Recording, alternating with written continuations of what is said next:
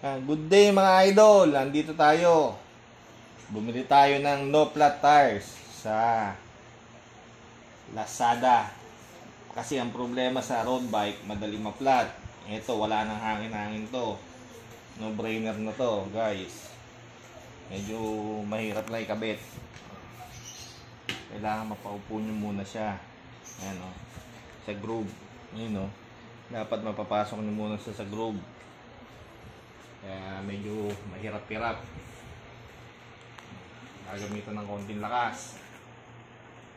Ayan, pag ganyan na, gagamitan natin ng konting sabon para dumulas. Kasi pag hindi nyo ginamitan ng sabon yan, hindi nyo may kakabit dyan. Hindi siya dudulas. Dapat makaganyan, tatapakan nyo doon para mahila nyo. Diba? Titingnan natin kung magkakaigi.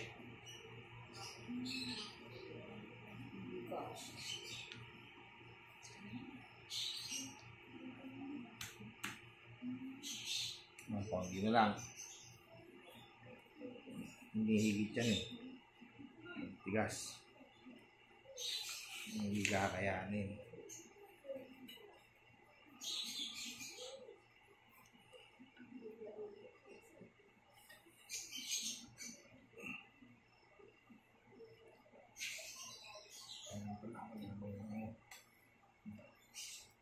Tingnan natin yung pampadulas.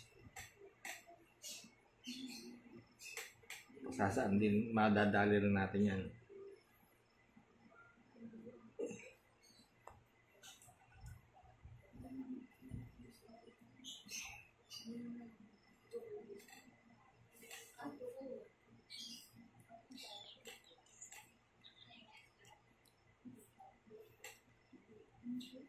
Manit.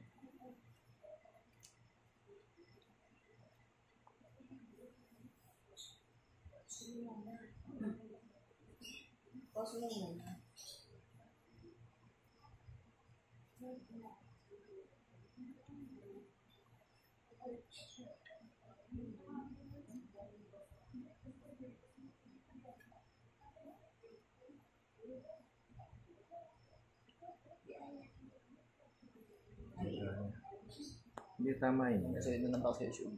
Ganyan talaga. Hilahin mo yung kabila.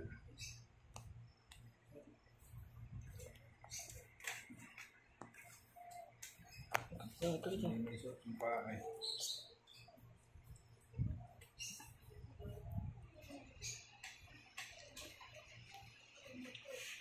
Sige. Sila siyan. Ito na siya.